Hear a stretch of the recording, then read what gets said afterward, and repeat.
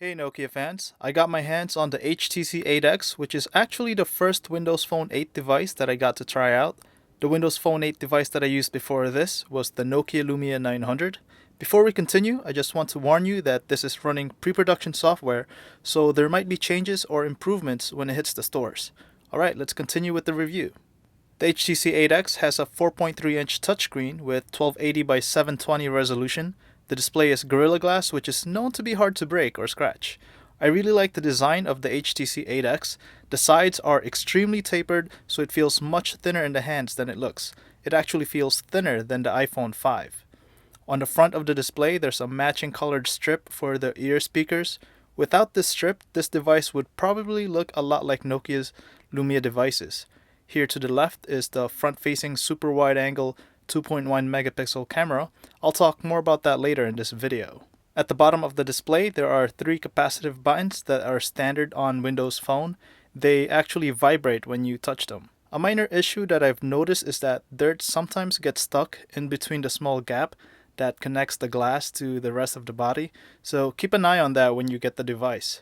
On top, there's a headphone jack with an amplifier. This means that music can get really loud without distortion. Next to the headphone jack is a microphone. This is used for noise cancellation. And here's the power button. It's actually glossy and metallic looking, unlike the rest of the body. Most probably won't notice. I actually had a hard time pressing the power button with one hand the first few days. It probably would have been better if they placed it on the right side, but you get used to it after a while. At the bottom of the device, there's a mini USB port that you'll find on most other phones. Next to that is the other microphone. To the right are the volume buttons and the dedicated camera button. This button is actually nice. You could feel when you're pressing halfway to focus and clicking through to capture. This also automatically opens the camera application when you press and hold from sleep mode, home screen, or other apps. There's also a slot here for the micro SIM card. You'll need to push the included pin in this hole to take out the card. Let's now take a look at the back of the HTC 8X. Right away you notice the bold blue color. It has a matte finish and it feels soft to touch. Depending on your location and carrier, you'll see other colors like red, yellow, and black. I've personally seen the yellow one and it's really bright. It's probably my favorite color for this phone. You'll see the HTC and Beats branding on the back. There's also a carrier logo for AT&T at the bottom. Below that are the loudspeakers with amplifiers like the ones on the ear speakers. These amp lets you turn up the volume without distortion. You could also see the 8 megapixel camera here, but I'll talk more about that later in this video. Let's now talk about actually using Windows Phone 8 running on the HTC 8X. There are not that many noticeable differences from the previous version, but you notice the subtle changes the more you use it. One thing you'll notice right away is the new home screen. You could change the sizes of the live tiles, and this is how I've set mine up. I have my most frequently used apps on the top in small tiles, with the large tile for my emails. The small tiles also display the number of notifications for the app, as you can see here, and the large email tile shows a little preview of my unread emails. There are now more colors to choose from for your live tiles. You could check in settings and then themes.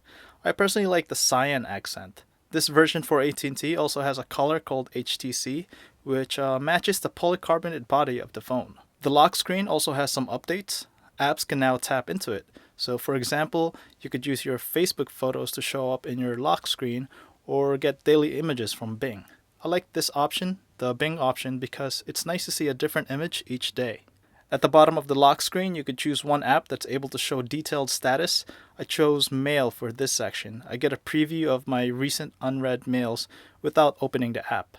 Below that, you could choose up to 5 apps to show the number of notifications. I think these are nice new features, but unfortunately you can't go directly to any of these apps from the lock screen. This is already possible with iOS and Android.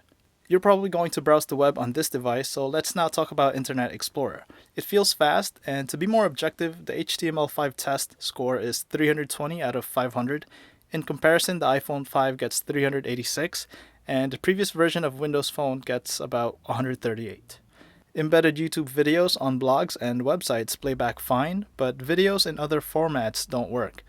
For example, videos on Hulu don't play back on the HTC 8X. I like that you could easily copy and paste by pressing and holding on text and then dragging the in and out points. I also like the option where you could change the default button next to the web address bar to something else. So instead of the stop refresh button, I used the favorites shortcut. There are also tab browsing, but this was available in previous version of Windows Phone as well. Let's now talk about the cameras on the HTC 8X. It has an 8 megapixel camera on the back, but the default is the wider aspect 6 megapixels. You could change it to 8 megapixel in the settings. To keep this short, I think the camera is okay. It's not amazing, but it works. I found the auto white balance also to be off because most of the photos I've taken had yellowish tint. This was easily fixed by manually changing the white balance. The front camera is a little more interesting. It is 2.1 megapixels and it's capable of 1080p video, but what makes it stand out is the super wide angle lens not found on any other phones. You could show more of the background behind you or fit more friends in self-portrait group photos. This sounds great, but I have to warn you that the front camera is slower than the rear-facing camera. Stay very still when taking photos with the front camera. The photo gallery on Windows Phone 8 feels the same as the previous version, but I like that I could now select multiple photos. You could also share multiple photos in one try to social networks like Facebook, but you won't be able to tag friends or type description. What's also new is the camera lenses option. It's a way to access camera-related apps. There are not that many available yet on the HTC 8X. On the Nokia Lumia 920, there are exclusive lenses like Smart Shoot and Cinematograph. You could watch demos of these in my YouTube channel. One lens that you could try now on the HTC 8X is called CamWow. It applies live effects to the camera. I'm surprised at how well it works with the rear-facing camera, but it's actually very slow on the front-facing camera. Speaking of apps, current Windows Phone 7.5 apps work on Windows Phone 8, but there's a small catch. Not all of them are optimized for the new screen resolutions yet, including some of my favorites like Foursquare and Rowie, which is a Twitter app.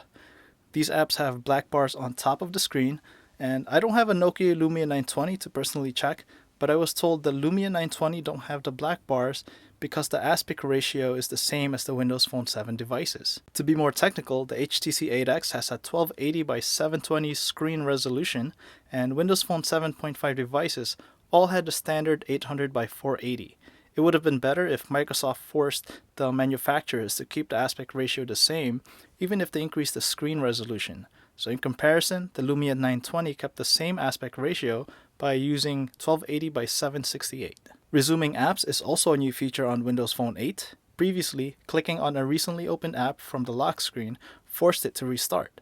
If you wanted to resume, you had to hold the back button and reopen it from there. Now it resumes when you click on it.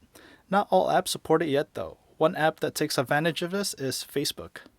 Let's now talk about maps. I assumed that I'd see Nokia Maps on the HTC 8X because I thought I read somewhere that Nokia Maps will be on all Windows Phone 8 devices, but that's not exactly true. The Maps app on HTC 8X still looks like the Windows Phone Maps, or Bing Maps as you know it, but the data is now powered by Nokia's location platform.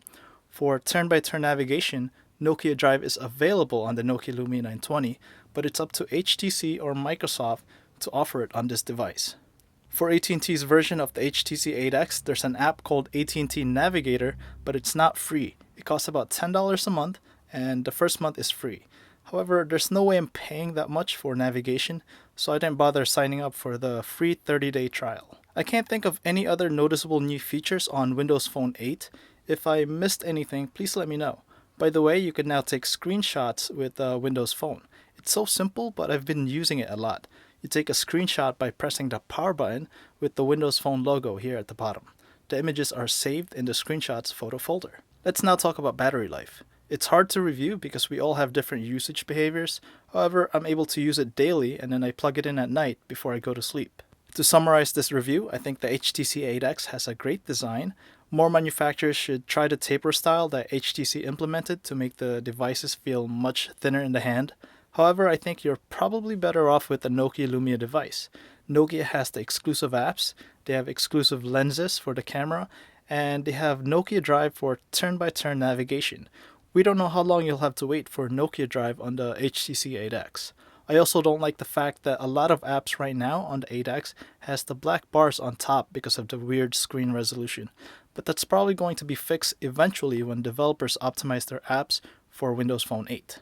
So that's my review of the HTC 8X. If you have any questions for this device, ask away in the comment section below or tweet me at MarkWim where I'm able to respond faster.